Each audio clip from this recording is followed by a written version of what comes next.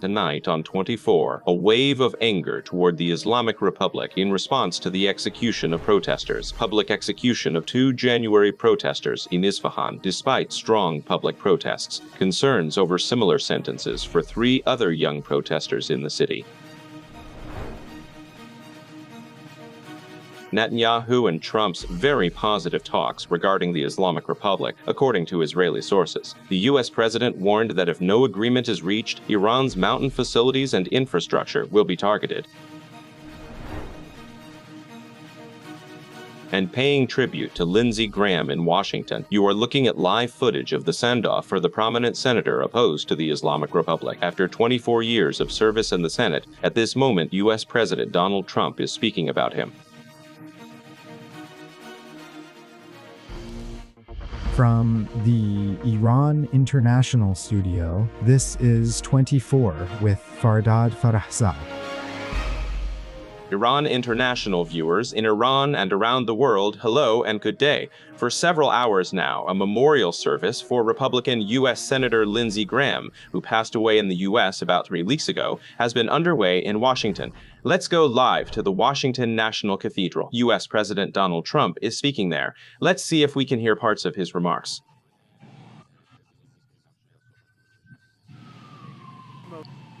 It was on a flight that he announced, discovered a new form of interrogation and torture for the Guantanamo region. He said that these are a bit too boring. Of course, he was a hardworking person, but as you know, he wasn't much of an early riser. When Senator Tim Scott, who himself is a really wonderful gentleman, invited him to have breakfast with him at 8:30 in the morning, Lindsey told him if Jesus Christ himself came back, I wouldn't wake up before 10 o'clock to have breakfast with him.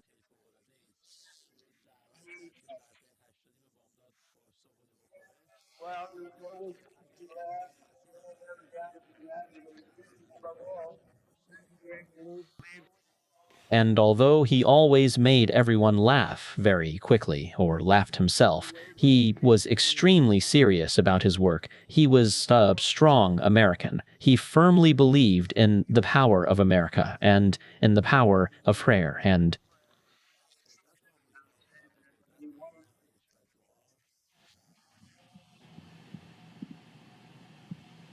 Well, you're hearing parts of U.S. President Donald Trump's speech in praise of the late Senator Lindsey Graham, but let's return to Iran. The wave of protests over the execution of 2 January protesters in Isfahan continues. In response to the execution of Amir Hussein Safari and Abul Fazl Sapahi, Prince Reza Pahlavi stated that a regime relying on the gallows for survival isn't powerful, but terrified and illegitimate. According to him, the protesters' presence at Ali Khani Square showed that the policy of intimidation has failed.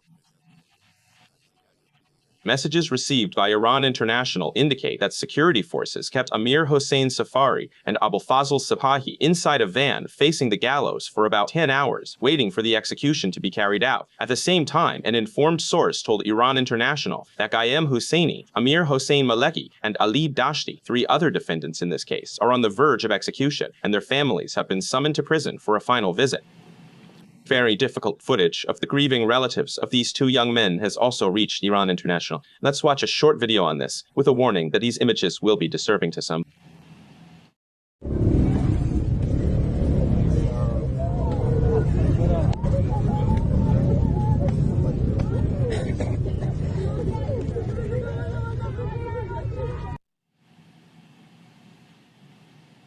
Meanwhile, Amnesty International says in a statement that the public execution of 2 protesters in Isfahan is a sign of the Islamic Republic's escalating use of the death penalty to crush protests. According to the organization, since the beginning of the year, at least 26 people have been executed in connection with the January protests, following grossly unfair trials involving torture. At least 60 other people, including 3 who were children at the time of their arrest, remain at risk of execution.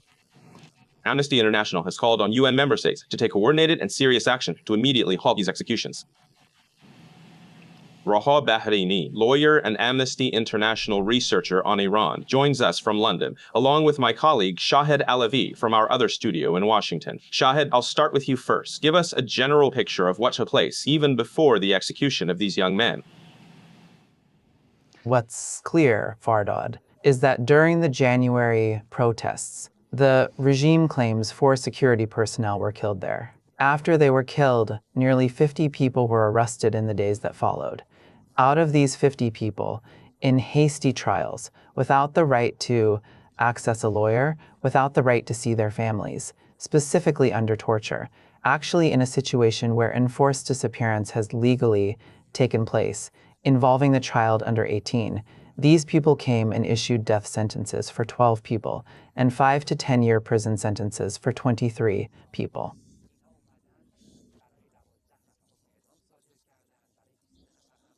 Regarding the rest of those 50 people, actually, these 30-something people, we pretty much don't know what exactly happened. Some of them were released. Here's what happened. The government, again, where some of its people were killed. It could be a staged killing. In fact, this has been proven. Ali Shakuri Rod previously said that the government itself took Ruhollah Ajamian there and arranged his killing itself in order to carry out a bloody crackdown, to execute people, to execute Hosseini and Karami, just so it could carry out the repression more easily.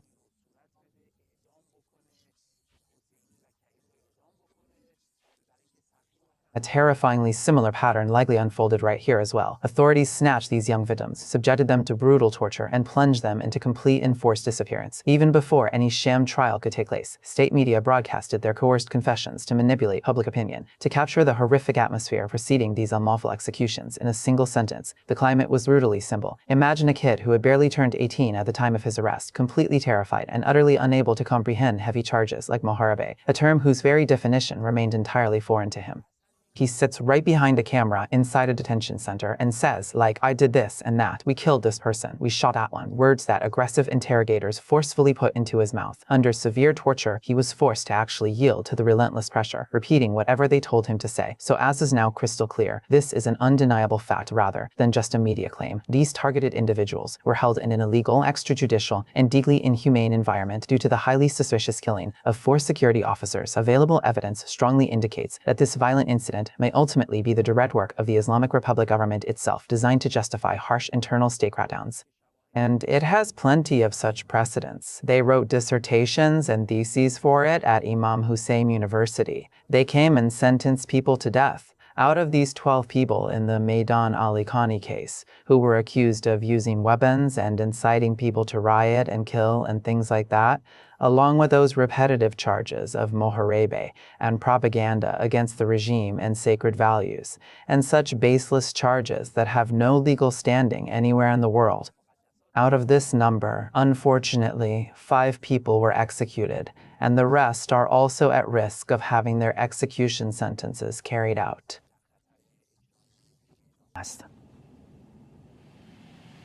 Please stay with us. As I mentioned earlier, the death sentences of Amir Hossein Safari and Abulfazl Sepahi were carried out a few hours ago in a security-heavy atmosphere and with a heavy presence of armed forces around the same area of Maidan Ali Khani in Isfahan, even though a large number of citizens gathered at a ceremony and protested the execution of this sentence.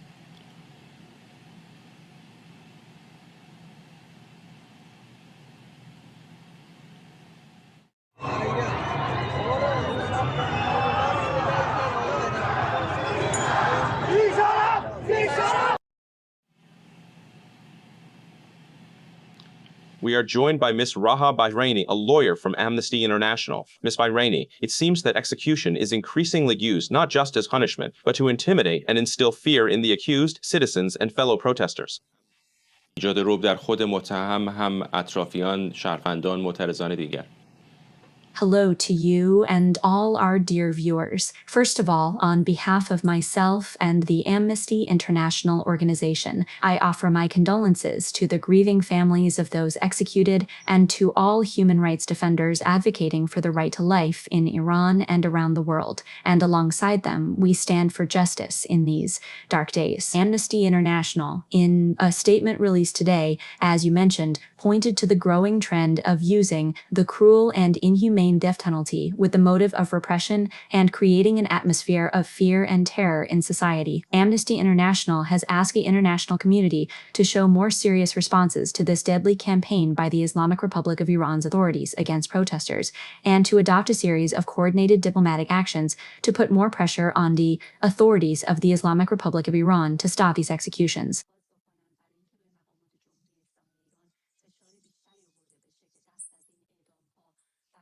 As Amnesty International has documented in this statement, since the start of the December-January protests, at least 24 protesters have been executed, and we have identified at least 60 other protesters who have been sentenced to death and are at risk. The actual number of people at risk is definitely much higher, because, as explained in this statement, the authorities of the Islamic Republic of Iran create an atmosphere of fear and terror for these families. This has led many families to be afraid of speaking out, thinking it will have worse consequences, and usually their loved ones are suddenly sentenced to death in a completely opaque process, where even the family and the prisoner themselves aren't aware of the details, and we sometimes only learn the names of those sentenced to death or executed after the tragedy has already happened. That's why I wanted to take advantage of this very painful and bitter opportunity today to once again announce Amnesty International's contact phone number and request that everyone who has information about the cases of individuals sentenced to death, from relatives and acquaintances and handle information in a way that sources are not exposed.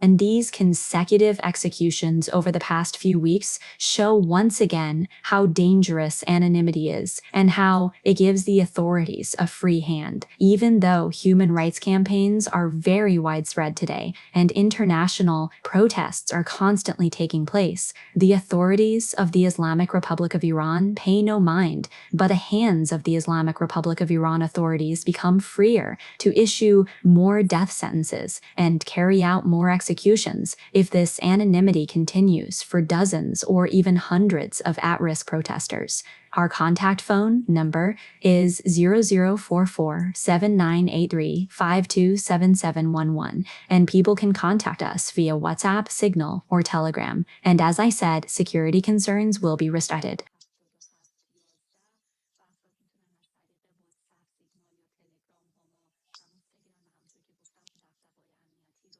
Beyond the recent execution of this individual, we are aware that several other prisoners remain on death row. What specific details do we currently have regarding their legal cases, background circumstances, and precisely how imminent the carrying out of their death sentences might actually be? Well, if we look, Fardad, at the situation of executions that started practically since March 6th, that is, since the time of the war, essentially the picture we see is a horrific one, in the sense that, first of all, Ms. Bahraini rightly pointed out, at least in connection with the protests, 60 people are at serious risk of execution. In fact, based on the scattered information available, hundreds of people are at risk of being sentenced to death, not just in connection with the protests, but also in connection with a war issue and baseless, unproven charges related to collaborating with Israel, collaborating with the US, or collaborating with Kurdish opposition groups, or other movements in Iran. So the number of people at risk of execution is high.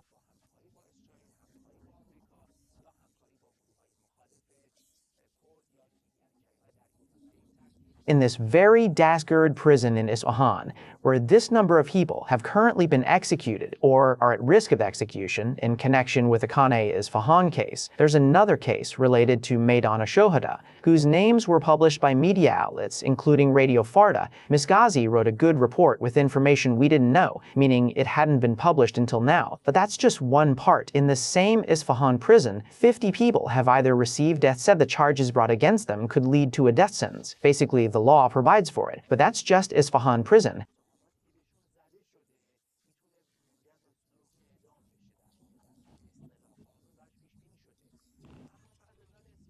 Political prisoners and detainee populations remain widespread across Iran's extensive penal system, including high-profile facilities like Evin, Karchek, and Gohardesht, as well as Bakilabad in Mashhad, Shiraz, Kermanshah, Rasht, and multiple correctional facilities throughout Khuzestan, and alarmingly large number of individuals, whose precise totals and specific details remain largely unknown due to strict information blockades, currently face an imminent threat of execution. This vulnerable group encompasses demonstrators seized during civil rights protests, individuals detained in connection with regional military conflicts like the 40-Day War and the 12-day Iran-Israel clash, and political dissidents previously jailed during historic uprisings, such as Aban 1998. Their legal situations remain perilous as they await potential executions across these various locations. Building on the crucial point Ms. Wahraini raised, I would like to offer a brief perspective from my own experience. It is vital to recognize why we know so little about these individuals. A heavily oppressive security atmosphere,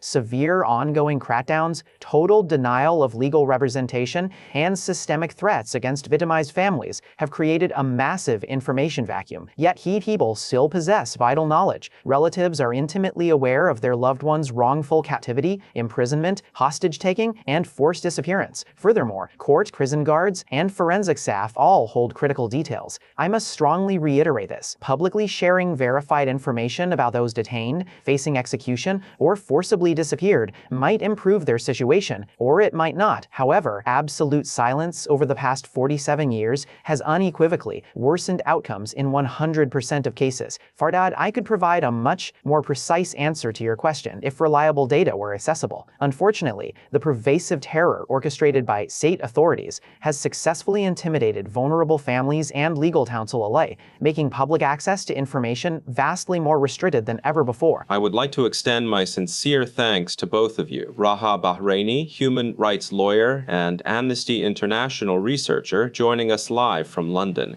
as well as my colleague Shahed Alavi, broadcasting from Washington. You are watching 24 Coma. In a detailed response to formal inquiries from Iran International, Sweden's Ministry of Foreign Affairs has reaffirmed diplomatic efforts to secure the release of imprisoned academic Ahmad Reza Jalali while issuing a renewed travel advisory, warning citizens against all travel to Iran. In the official response sent to our Swedish correspondent, the ministry took a firm stance regarding Tehran's actions, holding the Islamic Republic directly accountable for recent negative developments and rising destabilization across the broader Middle East. Here are more details from my colleague Mehran Abbasi reporting on this latest development. In response to inquiry pressing for clarity from Iran International, Sweden's Ministry of Foreign Affairs addressed three critical subjects: the high-profile detention of Swedish-Iranian academic Ahmad Reza Jalali, the country's official travel advisories concerning Iran, and Stockholm's overarching diplomatic position regarding ongoing Middle Eastern developments. Addressing Jalali's situation, officials confirmed that persistent diplomatic efforts to secure his release remain active, repeatedly pressing Iranian authorities for his immediate release on humanitarian grounds.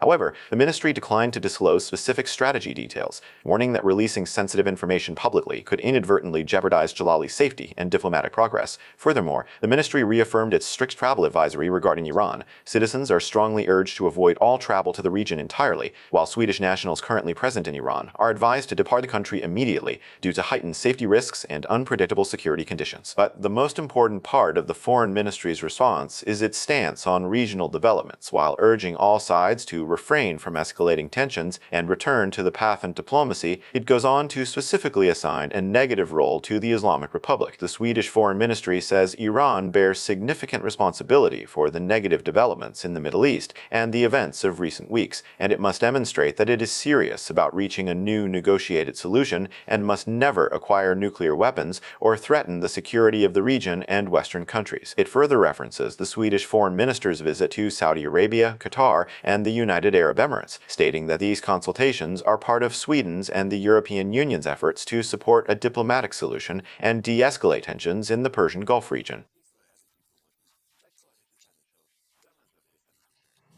Israel's Channel 12, quoting officials accompanying the Israeli Prime Minister at the White House, reported that Benjamin Netanyahu and Donald Trump's conversation was, according to them, very positive, and both sides reaffirmed their shared commitment to preventing Iran from obtaining nuclear weapons. The network also quoted senior Israeli officials saying Trump is close to making a decision regarding Iran. Prior to this meeting, Trump told Fox News that Washington is fully aware of the activities at Iran's Kuwait-Kalang facility, and that Islamic Republic officials know that if negotiations fail, the military attack option remains on the table. Referring to Netanyahu's statements about this facility, Trump said he didn't need to receive reports from him, and said Netanyahu wants to keep him continually engaged with this issue. Trump also didn't say he has the capability to destroy Iran's bridges and power plants, but added he are reporter Samira Garai from the White House and Babak Ishaki from in front of the White House, both in Washington, are with me. Samira, let's start with you. Give us an overall picture of how Mr. Trump's position has changed exactly alongside the Israeli Prime Minister's visit. It's hard to talk about Mr. Trump's shifting positions, about what he himself thinks about Mr. Netanyahu. Yesterday, we had his comments where he says their views on the Islamic Republic are very close. There are no serious disagreements. Today, he said that regarding this coup éclatant and the Islamic Republic's nuclear program, he doesn't want to get information from Israel, and that the Israeli side wants to keep him constantly focused on this nuclear discussion. These two statements are different from each other. As a result, you can't really give an overall summary of Mr. Trump's views. Right now, what we're hearing from Mr. Netanyahu's end is that the meeting was very constructive. Mr. Netanyahu says, "I'm not just being polite. This was one of the best meetings I've ever had, overall, with any U.S. president, and specifically with Mr. Trump. On all issues, we are in agreement. We know that regarding the nuclear issue, the two countries, even at times when we talked about disagreements, we'd hear that they see eye to eye on the nuclear issue. However, as for what half, they take to achieve that goal, it's these different paths where the U.S. and Israel disagree with each other." Today, Mr. Trump hosted Mr. Netanyahu for the first time since the war began on February 24th, the joint U.S.-Israeli war against the Islamic Republic. And during this period, we've seen a lot of ups and downs. The most important, most prominent, most official of which goes back to Mr. Vance, who was also present at this meeting. In the previous meeting with Mr. Zelensky, Mr. Vance wasn't present. Mr. Vance was at the U.S. Congress. We know all of this. It's happening at the same time and is basically because of Senator Lindsey Graham's funeral and memorial services. Mr. Vance was at the U.S. Congress, but Mr. Vance the most official dispute is that Mr. Vance was saying the Israelis ran a campaign and sent money to smear my kid. Over the memorandum story, there was a lot of criticism involving Mr. Vance. And Mr. Vance, over these past few days that anyway, the war has resumed and the U.S. has restarted strikes, Mr. Vance was absent. In that bigger picture, we weren't hearing much from Mr. Vance. But to get back to this meeting, it was closed to the media. A lot of journalists, whether Israeli or of various other nationalities, were here hoping that this meeting would be open to the media, but it stayed closed. Images came out showing all senior members of the Trump administration there, including Mr. Hegseth, Mr. Rubio, and Treasury Secretary Mr. Bessent. Mr. Vance and Mr. Witkoff, serving as Trump's Middle East representative, attended key discussions that addressed ongoing developments in Lebanon, though the controversial F-35 topic was omitted. Meanwhile, world leaders including Netanyahu, Zelensky, and Trump gathered at the historic Washington National Cathedral for the funeral service honoring Mr. Graham, a steadfast friend to both Israel and Ukraine. Throughout his career, specifically, Israel was always one of Senator Graham's main concerns, and Ukraine as well in recent years. Let me also mention this last point. Mr. Zelensky is set to have a meeting in a few hours with bipartisan members of Congress regarding that sanction plan on Russia and Iran that Senator Graham himself wanted to push forward. Samira, the camera panned to Mr. Zelensky and Israeli Prime Minister Benjamin Netanyahu, who share common ground facing conflicts with the Islamic Republic. Babak Ishaki joins us from the White House, having traveled with the Prime Minister to Washington. Babak, I know that those calls to Mr. Netanyahu gave some information to Iran International. Tell us about the latest. What new details do you know? Yes, Fardad. A few minutes ago, someone close to the delegation of Mr. Netanyahu, who has come to Washington, spoke with me. I'll try to give you the headlines of what was said. He says that contrary to what the Israeli media are saying, that there are disagreements between Israel and the United States, Benjamin Netanyahu and Trump, no such thing exists. The meeting was very good, useful, and coordinated, and both sides emphasized preventing the Islamic Republic from acquiring nuclear weapons.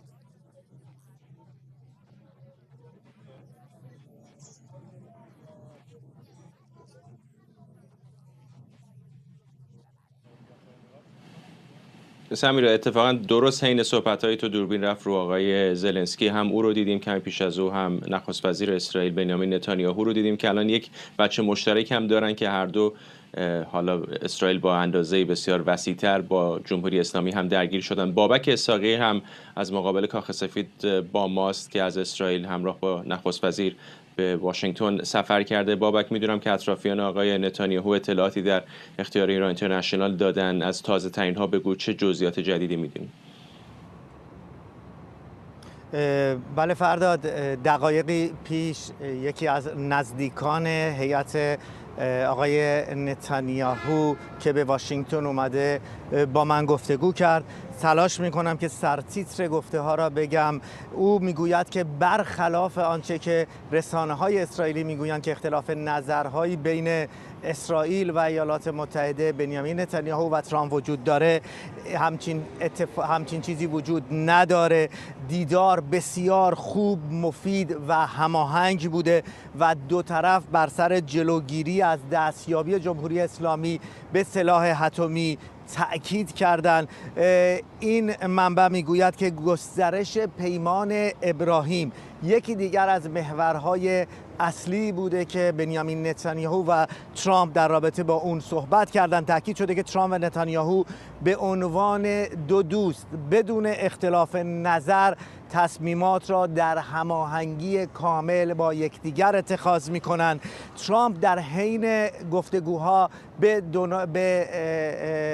کسانی که در اتاق بودن گفته که شما باید بدونید که بنیامین نتانیاهو بهترین دوست من هستش و من بزرگترین دوست اسرائیل هستم. او در رابطه با حمله به کوه کلنگ و اسنادی که گفته شده بود بنیامین نتانیاهو قراره به ایالات متحده ارائه بده، این منبع میگوید که همچین موضوعی نبوده، این یک فیک نیوز هستش و اصولا در این رابطه هیچ صحبتی نشده. در رابطه با اختلاف نظرها بار دیگر این منبع میگوید که ترامپ و نتانیاهو ممکن هستش که در چند رابطه به گونه ای دیگر نگاه بکنن، اما تفاهم کامل وجود داره و در رابطه با برنامه هسته‌ای این اختلاف نظرها بر سر این نیست که آیا جمهوری اسلامی باید به سلاح هسته‌ای برسه یا نه، بلکه راه رسیدن به هدف مهم هستش و اختلاف نظر وجود داره و هدف در حال حاضر یکی هست و اون که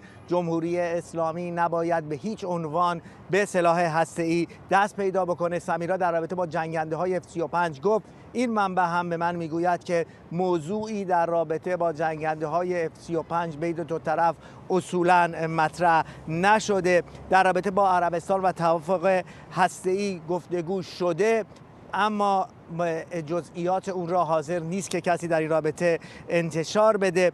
به گفته این منبع ترامپ به خوبی از مواضع نتانیاهو در رابطه با ایران، در رابطه با لبنان آگاه هستش و اسرائیل همچنان به گفته این منبع در راه پایان دادن به حکومت جمهوری اسلامی استوار هستش.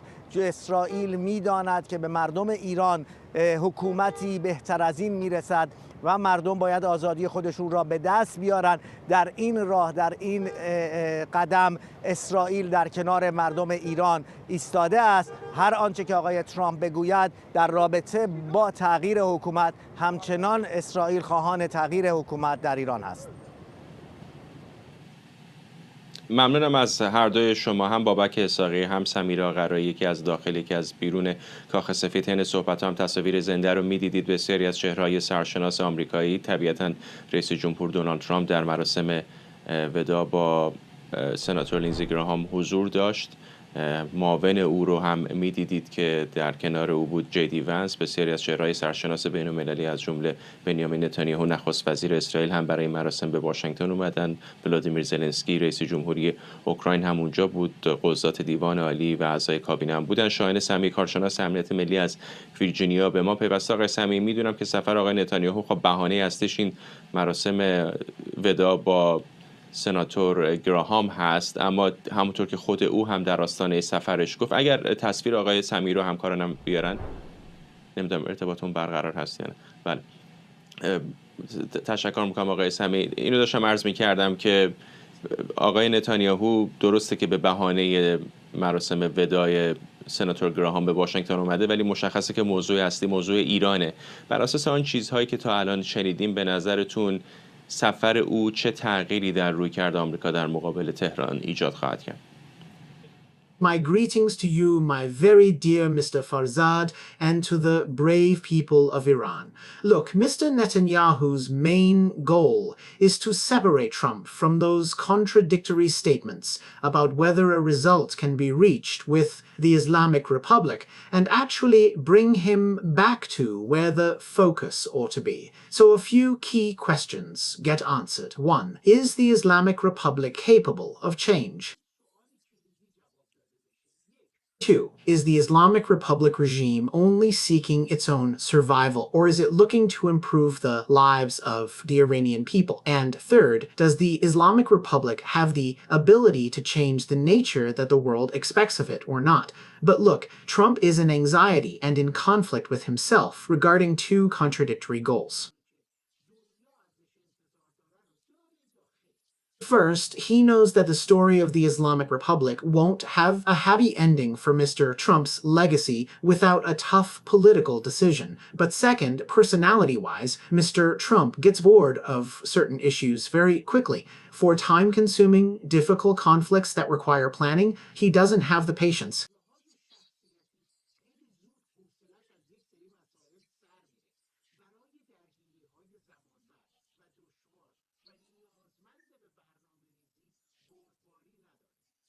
Plus, inside the US right now, eyes are also on the midterm elections that are supposed to happen in a few months. And we know that both in the Republican camp and in the Democratic camp, views on Mr. Netanyahu are a bit negative. Whether we want to start from the time of the Gaza war, or about the Iran issue, or even about the MAGA movement, which says we don't need to get involved in conflicts outside the US, and we should think about putting Americans first.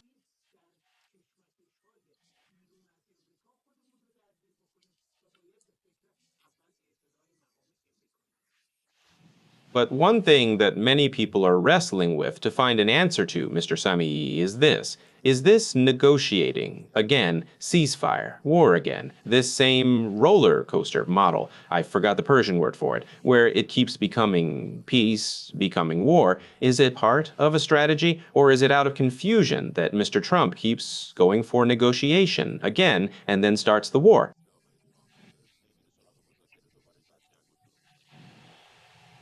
I believe that Mr. Trump has no interest in making the tough decision. The tough decision for Mr. Trump means showing alignments with the world, especially with Israel, to say that they should define a framework for the Islamic Republic, that you must have these inputs regarding the nuclear issue, and you can have these receipts regarding the missile program. Because look, if Mr. Trump wants to proceed from a transactional mindset, like wanting to win over Pakistan, win over Oman, somehow win over Turkey, and want to keep the Islamic Republic happy, this doesn't help the main process.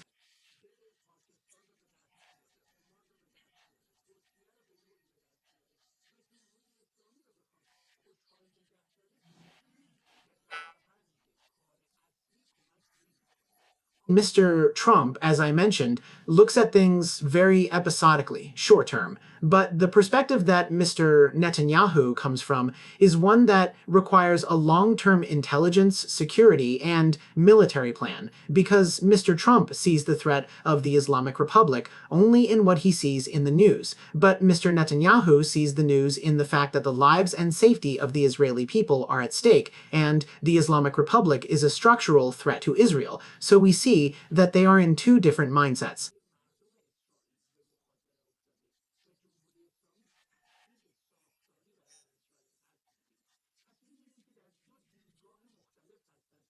But these stories of what do I do, and negotiating today, going to war tomorrow, these, in my opinion, show that same contradiction that Mr. Trump has. He doesn't want to make the tough decision, because everyone is giving him a suggestion from every side. And let's not forget, Mr. Trump's fondness for always believing he himself is the best decision maker, and has the best thoughts, doesn't really allow him to come out and say, I accept my advisor's opinion on this or that, and I'll follow it. And now, whatever the consequences are, I'm ready to accept them. Trump has a bit of a problem with accepting those consequences.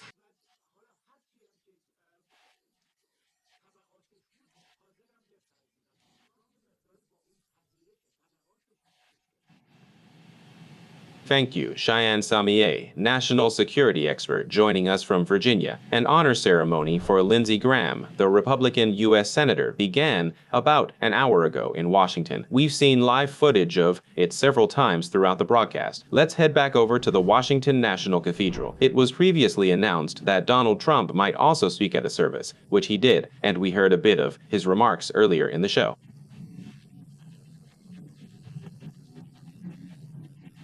Right now, you can see Donald Trump alongside his Vice President J.D. Vance and Treasury Secretary Scott Bessent. Mr. Graham's funeral service will be held on Wednesday in South Carolina. U.S. Vice President J.D. Vance is also present at the ceremony, as you can see, and in his speech, he described Graham as someone who loved the people and was always ready to talk to even his opponents.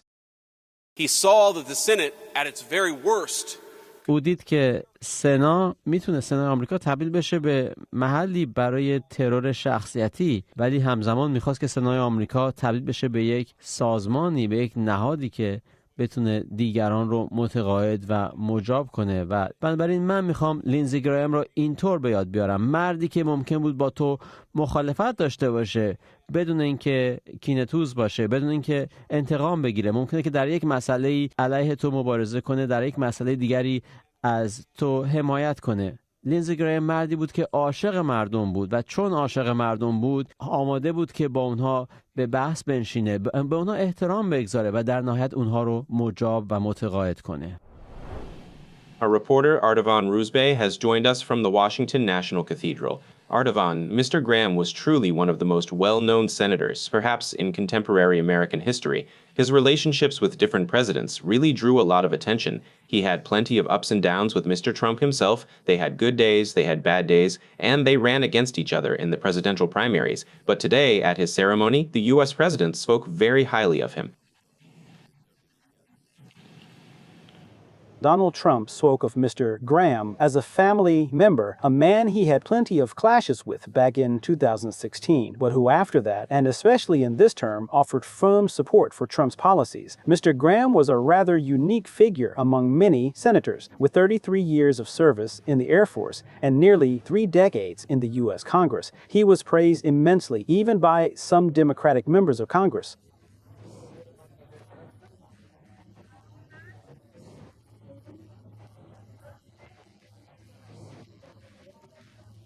And today's ceremony, which took place in the Capitol Rotunda, many Democratic senators stood side by side as well, performing the casket procession march as a sign of respect since he had served in the Air Force.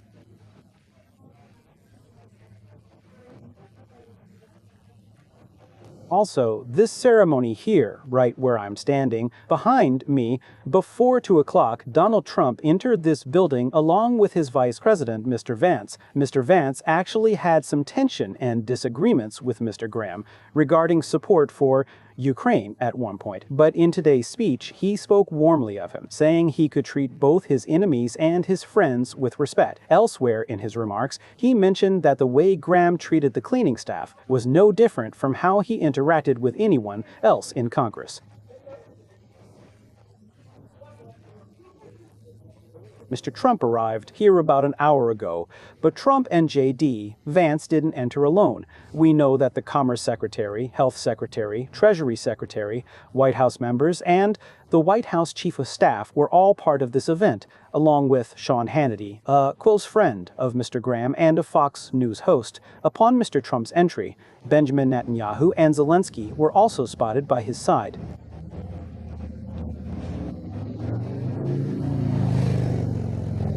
Mr. Trump sat in the front row. Also, during his presence an hour prior, both Mr. Netanyahu and Zelensky had meetings with Mr. Trump at the White House. Here, the two shook hands, met, had a brief chat, and attended the ceremony. What's happening here is that there's a general consensus that he was ultimately a decisive senator, and Mr. Trump spoke very highly of him. Also, what was really important for us Iranians was that Mr. Graham had a very, very active presence at Iranian protest rallies in various neighborhoods, even in Germany, attending all sorts of gatherings. He was a supporter of the opponents of the Islamic Republic and the Iranian movement, especially after the month of Day. And that's why today a group of Iranians gathered right on the other side of this building, which due to security reasons, I practically couldn't go over to that side of the building. For nearly an hour, Iranians gathered on the other side of this cathedral, the Washington National Cathedral, D.C. They brought flowers and placed wreaths in memory of him at the closest possible spot they could reach.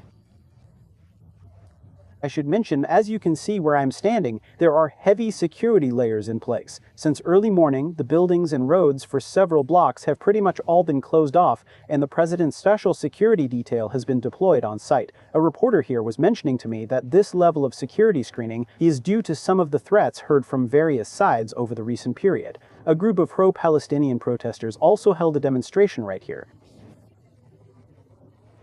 which was dispersed. The programming will continue, but the service won't end here. It's going to head to Mr. Graham's birthplace in South Carolina, where he will be buried during a ceremony. Also, a joint airport in South Carolina will from now on be named after Senator Graham. میشه به زادگاه آقای گرام خواهد رفت در کارولینای جنوبی و طی یک مراسم ایشون دفن خواهد شد. همچنین یک فرودگاه مشترک هم در کارولینای جنوبی از این پس به نام سناتور گراهام. Thank you, my colleague Mehrdad Aruzbeh, reporting live from the Washington National Cathedral in the U.S. Capitol. The U.S. Consulate has been targeted by gunfire for the second time this year. In an incident similar to the last time, in the early morning hours of Monday, a car without license plates pulled up in front of the U.S. Consulate in Toronto, fired a single shot and fled the scene. This comes as two Jewish-owned businesses have also been targeted by gunfire in recent days. Our reporter Masa Mortazavi is with us from Toronto with more details. Masa?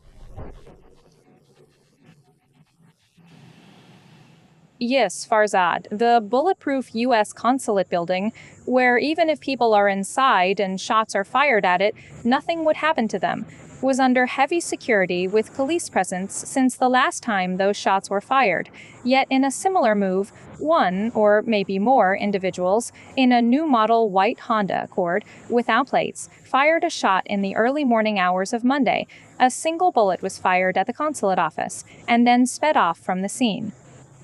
The police officers deployed on site gave chase, leading to a high-speed pursuit reaching around 140 kilometers per hour on Toronto highways. And after the police realized that other lives might be put in danger during this chase, they called off the operation. There's been a lot of criticism directed at Toronto police as to why they didn't have a helicopter available at that hour to catch these individuals. You and our viewers might recall that back in March, another shot was fired at the U.S. Consulate building, and after that, similar shots were fired at a Jewish center and also at an office. Salar Golami's club, who's an Iranian Canadian political activist, and these were all similar actions. One person would get out of a car, take a video, shoot at empty buildings, basically wanting to send a message, as if to convey something. There's still no trace of a foreign government in this recent shooting, but considering that, again, I'd say, it had a similar pattern, followed again by two shootings at two Jewish businesses right here in Toronto, and it seems like they're following that same repeating pattern again. It might lead back to the Islamic Republic after all. In the previous case, we saw that the person behind the shooting at a consulate was a member of Kataib Hezbollah, which is affiliated with the Islamic Republic in a way. باز هم همون الگوی تکرار شونده رو دارن پی میگیرن. ممکن هست باز هم برسه به جمهوری اسلامی. در مورد پیشین دیدیم که فردی که پشت شلیک که به کنسولگری بود عضو کتایب حزب الله بود که به گونه‌ای وابسته هست به جمهوری اسلامی. Thank you, Masa Mortazavi, our reporter in Toronto. Allow us in these final moments of the 24 program to head back to the Washington National Cathedral and watch a few more moments of the farewell ceremony for Lindsey Graham, the prominent senator from South Carolina. You can see U.S. President Donald Trump alongside his Vice President J.D. Vance and a few other cabinet members, including Scott Bessent, who can be seen in the corner on the right side of the screen. In a wider shot a bit earlier, I saw that Steve Witkoff, his special envoy and chief negotiator with the Islamic Republic, was also present at this ceremony, alongside Susie Wiles, the White House Chief of Staff. Let's wrap up the program with these images. Until the next program, farewell. همین تصاویر به پایان ببریم تا برنامه بعدی. بدرود.